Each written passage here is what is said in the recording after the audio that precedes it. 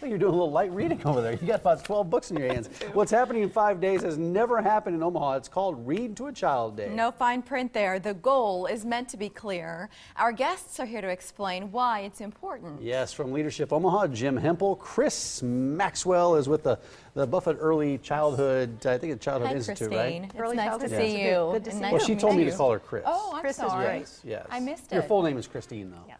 Yeah. Welcome We're regardless. good Thank you. friends. Oh, I see. Tell us about this. This is happening over 5 days. Right, so it's developed out of Leadership Omaha, which is a leadership program put on by the Omaha Chamber of Commerce. We are put into small groups as part of that program to develop some sort of community event or community involvement. And through seminar series in which the Buffett Institute came out and spoke to our group, we came up with this idea to help promote childhood literacy and the importance of reading to kids. And just the benefits that can have moving into early childhood education. Chris, let's talk about the benefits. Yes. This is something you know well. So how does reading impact a child? All right, just in so many ways. I think the obvious is that it's really the foundation for children themselves learning how to read. But beyond that, as you start reading to babies, they begin to learn language.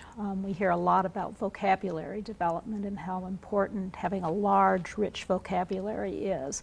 Reading with and to children is one of the best ways, as you have conversations about books, for children to develop that critical language and their vocabulary. And I think also, especially when people who have relationships with the children read with them, it just really supports that nurturant, stimulating relationship that is so critical for all aspects of children. Yeah, we try to read to our kids every night before bedtime, and they, of course, we read to them throughout the day and at daycare and whatnot, but sometimes it is tough when it's late at night and you're trying to get them into bed. It But we is. try to do that because it's important. Is there a correct way you should read to your child so that they enjoy it more? I know some of the books we read have a lot of pictures, which they enjoy as well. Really not, and I think that's one of the best things about reading. There's not a correct way. As you've already talked about, one of the most important things is to keep it enjoyable and have children associate reading with just having a really wonderful time with an adult. That sticks with them and helps them be much more interested in reading as they grow older.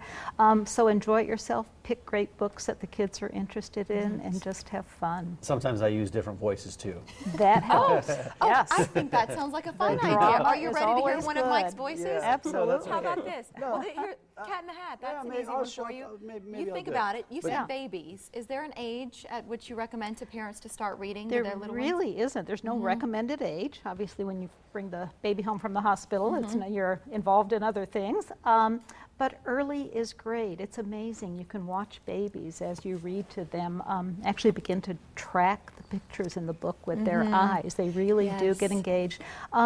Just the cadence of the language, the rhythm of the language, hearing language, having those positive associative experiences with reading. You can start really young, babies in arms. Yeah, and the Dr. Seuss books, which we have right here, have been very popular. Oh, yes. And the way they use their words. On June 10th, what should our viewers do? So we've created this awareness program around that date, but it's kind of a culmination leading up to June 10th.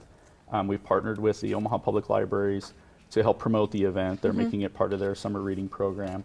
And we are just trying to create the awareness, go out to our Facebook page, post pictures of you reading to your young children, and just word of mouth and create the event just kind of from a grassroots effort. I notice you call it the first annual, which suggests to me you're thinking about doing this next year, and the next year you want this to continue. Right, so we tried to create an event that would have some longevity and that we could take into the future and create kind of a long longevity for the campaign. You know, parents often talk about how can I connect with my child, right? I want to get through, but I feel like when you've got this kind of foundation, it really affects not just the day you read, but years moving forward, as you That's were true. speaking about. Right.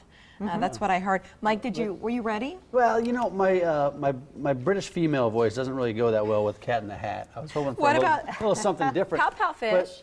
Yeah, I could probably do that one. But let's get to some of the details of this. OmahaReadToAChildDay.com. Yeah, there's a lot of information online about it, but I feel like that's where this lives. It's not like you're going to a physical location. Right. This is about what's happening in your home on June 10th, and that everybody in the city is doing it together and saying, let's make reading a priority. You're also welcome to go to Facebook if you'd like to plug into the event and share some of the pictures of you reading to your little ones and get social and connect with other parents who are prioritizing and doing it at home. Thank you both for being here. And so you picture me sitting in a rocker with a kid on each knee, right? And I'm reading. And so this book is The Pout Pout Fish. And then I just say, hello, Mr. Fish. With your cross-down frown, don't you think it's time to turn it upside down?